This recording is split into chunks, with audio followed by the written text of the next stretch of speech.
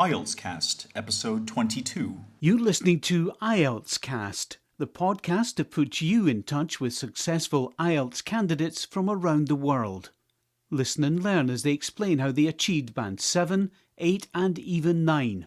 Now, here's your host, Ryan. Hello and welcome to IELTS Cast. My name is Ryan, and today I'm speaking with Vita, an IELTS student from Russia, from Moscow, Russia, who took the exam recently in Moscow and scored an overall band of 8 with band 8.5 in listening, band 9 in reading, perfect band 9, band 8 in writing, and band 7 in speaking.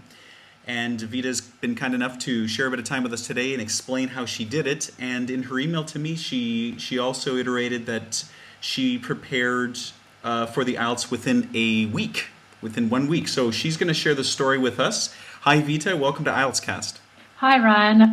Thanks again for giving me this possibility to share my experience, and I hope it might be useful for other students with the same experience as I have, probably for just of interest for everyone else. I'm sure it will be. So you have a very unique sort of story. You say that you prepared within a week. Do you want to tell us a bit more about that? Oh, yes, that's right. Actually, I learned that I needed to pass TOEFL or IELTS for my application to the university. And I needed, it was a very short deadline, so the only possibility to pass some exam was in a week after I learned that I needed to do it. So I asked my friends if anyone had passed any exam recently, and I remembered my friend who did it probably a year ago, and she also didn't have much time for preparation, but she passed it okay to get her a job in Australia, so I thought that IELTS might be a good decision for me, so I started my preparation. I see. So that's very interesting. So basically, your reasoning for choosing the IELTS was simply because you spoke to somebody by chance that had taken the IELTS prior. Yes, that's right. Okay. So I'm sure now everybody's curious. You have a week to prepare for this examination, and you walk out with a band 8. So why don't you tell us a little bit about between the moment when you spoke to your friend and you decided that you're going to take the IELTS and the moment that you stepped into the examination room, what was that period like? What did you do during that week? Well, first of all, I decided to look up the exam itself to understand its parts and probably some strategies for preparation or for taking it,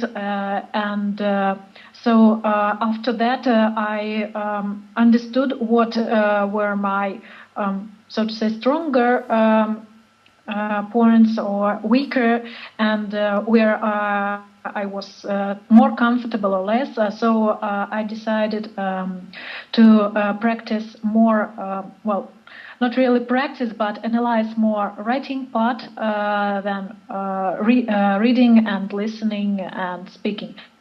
So to say, I didn't prepare for speaking at all because I didn't have much opportunity, and I decided that probably if my score would have been lower, it was still okay if I had better scores in other parts.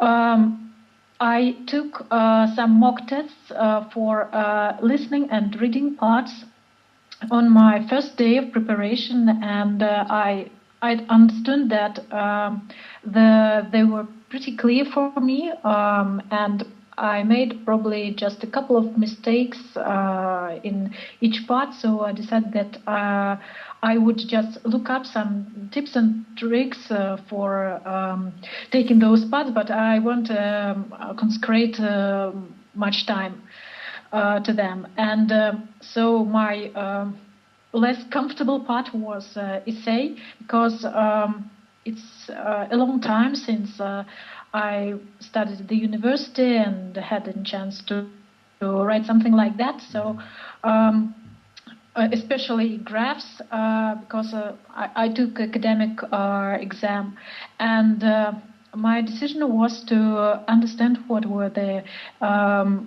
types of essays and what were the requirements.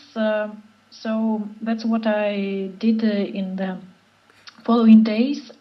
I looked up kinds of and types of essays and just copied them by hand and analyzed how they were made and how they were composed and so on.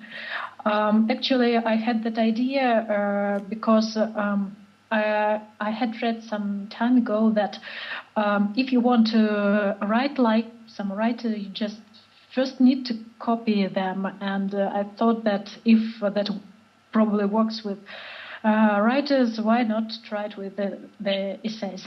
Okay, very interesting. So, and that's a strategy that that I'm hearing more and more successful students share. So you basically you found reports, you found essays, and you copied them out word for word, and then try to reproduce what you were copying when you went to write it by yourself. Yes, that's right. Now, if we were just to focus for a second on the listening and the reading. Now, before we started the recording, you were telling me that you've had quite a history with the English language, and I suppose that was probably the real thing that contributed to you getting almost perfect in listening and a perfect score in reading. Would you say that's about accurate?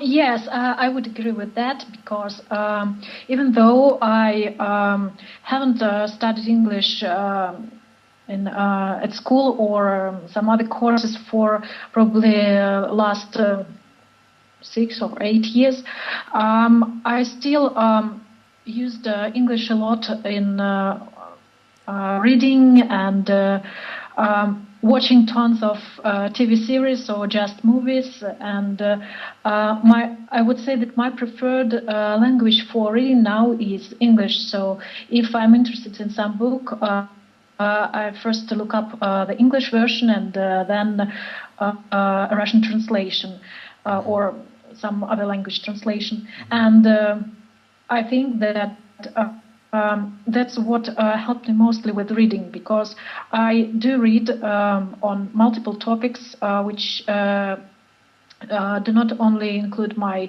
the topics that concern my professional development, but also other areas of interest. So I was quite prepared for the test because the first text there was on online business, online sales, and that's a subject that I hear and read a lot about at work. Mm-hmm. And the second text was about some research of birds population in the UK, and that's what I probably could look up on Wikipedia or somewhere else. Mm-hmm. So the text was quite clear for me as well. And the third one was quite tricky, but it was the text about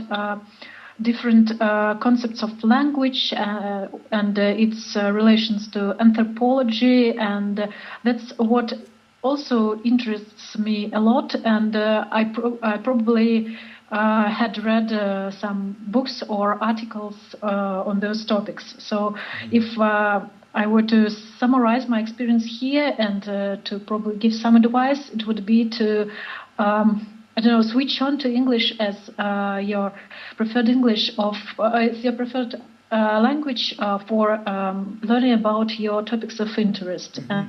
And the more you read about all the things in the world, the more prepared you get for the exam. Mm-hmm. And so it sounds that so you had a tech article, which was the online business. You had something about nature, which was about birds, I suppose, and then something sort of related to science/history with the concepts of language. And what you're saying is that these are topics that you had previously had some experience reading about because they're in areas that you have some personal interest in, and you had read texts like this before.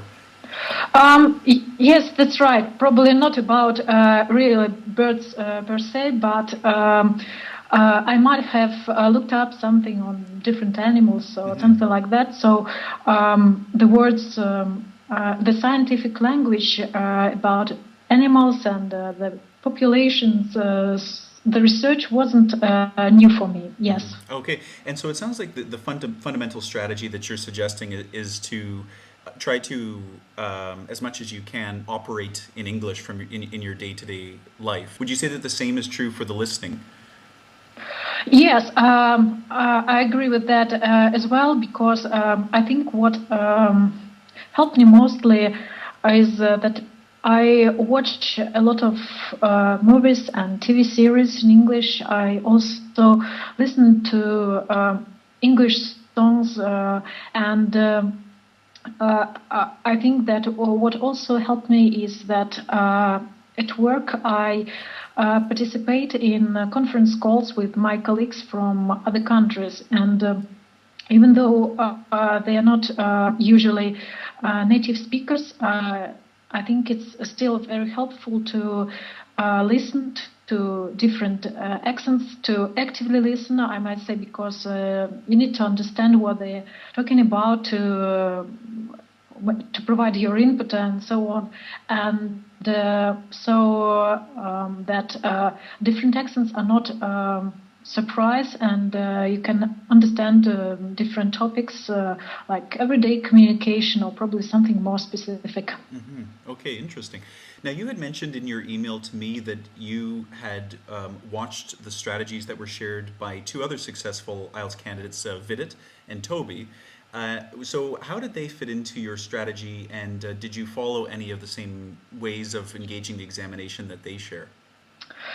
Um, uh, it's a good question, because that video was one of the first that I watched, so it was more like inspiration.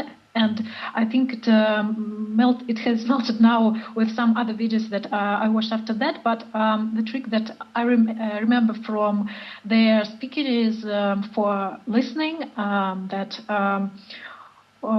when they tell you about the tasks themselves, and you have some seconds to read the questions, and you need to go straight to the third section, as it's more difficult.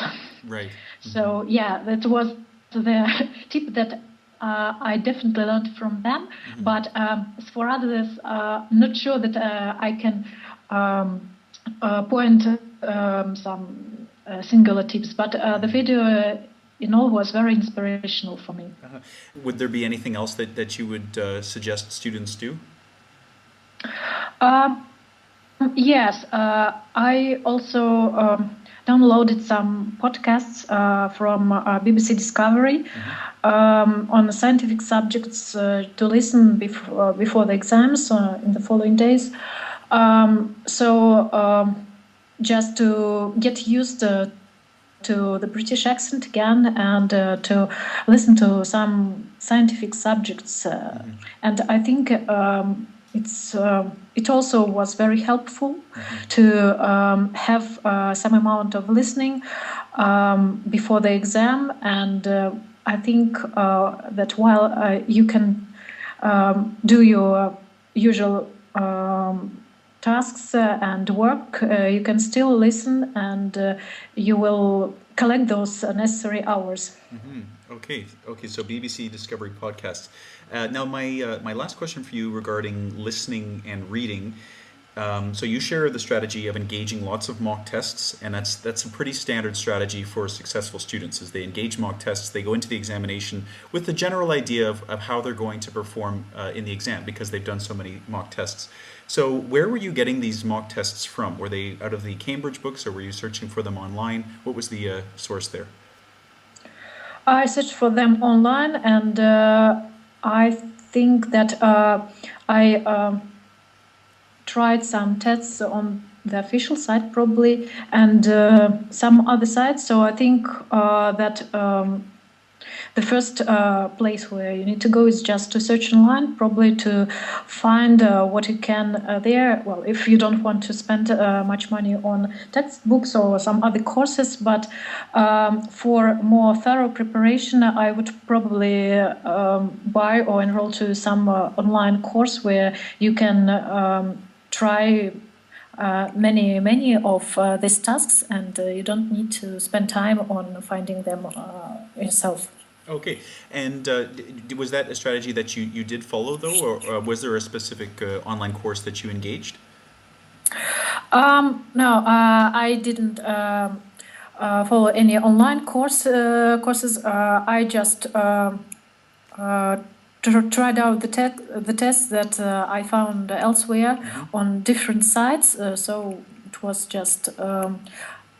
I don't remember any specific site because they were really random, but still they had transcripts and tasks, and so I could quite well imagine what it would be at the exam and what were the tasks, what were the time requirements, and so on. Okay, terrific. And those mock tests that you were doing, you were placing band 8, band 9 on those mock tests? Yeah, I think something around band 8, because as I wrote in my account on the forum, I had some problems with true false or not given kind of questions for reading, and so that was the area for my further research on tips and tricks. Okay, terrific. Well, whatever you did, it worked, because you scored perfect band 9 and band 8.5, and you can't ask for much better than that. Okay, now let's move on to, we're jumping around a little bit, but if we just go back to the writing section for a second. Now, you told us the preparation strategy that you followed, which is very clear, very straightforward. It's also very standard. A lot of successful students do the same. So they're copying band 9 example responses, and then they're trying to emulate some of the language that they see and some of the structure that they see in their own writing. So why don't you tell us a bit about the actual exam itself, the writing exam itself, maybe about the questions that you received, how you approached them, and maybe just about the experience as a whole. Yes, sure.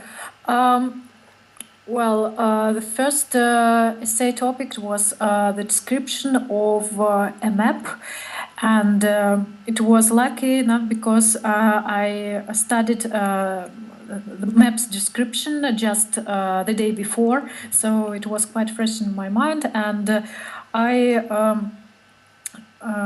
just wrote it in one go, and I think I wrote the first part in the first 20 minutes as it was required. I had more difficulties with the second part, which was, if I remember correctly, well, the question was about consumption of energy, and the means to reduce it was to propose the companies to stop work for one day, and I think it was a kind of essay where you need to weigh pros and cons and give your opinion in the end. Okay, and so was it more of a advantages disadvantages sort of essay? Was it that style? Yeah, I think that was that. Okay, terrific. So let's just jump back one sec to the task one. So what was the map? Was it a map of an actual country, or was it a made-up town, or what was it? It was a map of a town, probably even real, and there were 3 maps which showed the development of this town from 18th century to the 20th century, and well, it changed, and there were new types of city districts and so on. Okay, that sounds actually quite challenging, because that would test your ability to describe spatial things in English, and it would also test your ability to talk in terms of time and deliver a response chronologically. And so, how did you end up structuring your response? Did you allot a paragraph to each of the maps, or did you kind of group them together? I I allowed a paragraph to each of the parts. But I introduced a comparison in each of the paragraphs. It was like when I described the second map, I wrote that in contrast to the 18th century, we can see that the residential area northeast of the river developed a lot and now is twice as large and so on. So I think I incorporated both time language and comparison. Okay, great. And it sounds like you used quite a bit of cohesive language to link all of these ideas together, which I'm sure the examiners, obviously, they picked up on that because they awarded you Band 8. Now, if we go to the task 2 for a second, so you mentioned it was an advantages, disadvantages type of question. What sort of structure were you following there? Did you separate it into the 4 paragraphs, or how were you approaching it there? I think I wrote a couple of questions for introduction of the problem. Then I went to advantages of this proposed solution, then to disadvantages, and in the end I wrote a short summary and proposed another solutions. Okay, great. Now that's more or less what I was wanting to get out of your writing test. Is there anything else that you want to share about the writing section that you think could be helpful to students? Yes, actually, what surprised me is that other students really had time to prepare well. To plan, because for me it was like writing in one go and correcting while I write. Of course, for the second part, I had a couple of ideas and arguments, and I mapped them first. But again, I didn't think much about the structure, so I just wrote, and I wrote that in time, but very, very barely in time. So if I would do something differently next time, if I ever need to pass the exam, I would try out to write the essay in those 40 minutes, and I would also try to show it to someone to look at it and to point out my mistakes. Now let's talk about the speaking section. And so you scored Band 7, and you had mentioned that part of your strategy was you just engage speaking whenever you can and with whomever you can. So when you were in the exam, why don't you tell us a bit about the experience? Where was the examiner from? What sort of questions did you have, and what was on your cue card? Yes, the examiner was actually Russian, and the questions that I had was first about my job, and then when it was that 2 minutes talk, it was about my big plans, and if I had to describe some of my plans for the future, and then the following discussion was on that topic of planning and probably some plans for retirement, something else like this. Mm-hmm. And so what sort of feeling did you have in the examination room with the examiner? Was it a warm feeling, or was it a little bit uncomfortable, or? I would say that I was pretty nervous because my English is, well, at least spoken English is a bit rusty, because I hadn't had much practice in the last couple of years.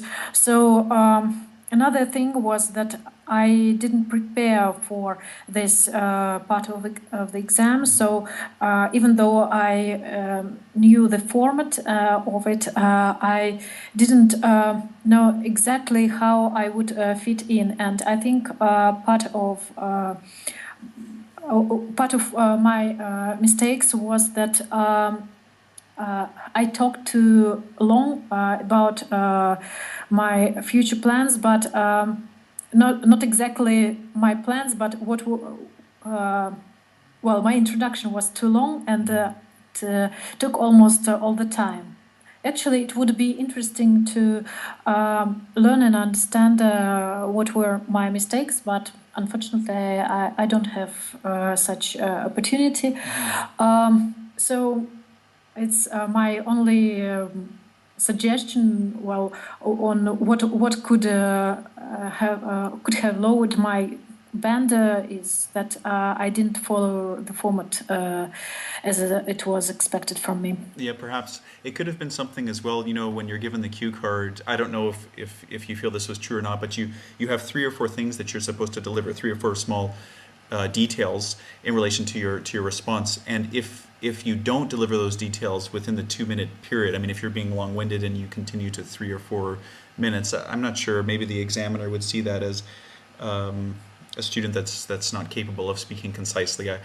Yes, yeah, probably. So, okay. Okay, but that's a very interesting account of your experience on the examination. So listening band 8, reading band 9, writing band 8, speaking band 7. I know lots of people are going to listen to this and feel very inspired and be motivated to work hard and try hard on their examination. So we're kind of coming to the end of the interview, and if you were to address a student right now that's listening to you speak and they're at band 6 and they've been at band 6 for the past half year, what would you suggest that they do to improve their mark to a level similar to what you have? Yes, I think that if a student has already taken the exam and they understand the structure and what they need is probably to have more of practice, but not for exam, just for general speaking and reading and probably writing. So I would encourage those students to watch lots of TV, lots of movies that they like, to read the books that they like, to look up any subjects in their areas of interest on the internet. And I think that those who learn English have a very big advantage, because almost any topic you can find, on almost every topic you can find much more information in English than in any other language, and I think that students should use it.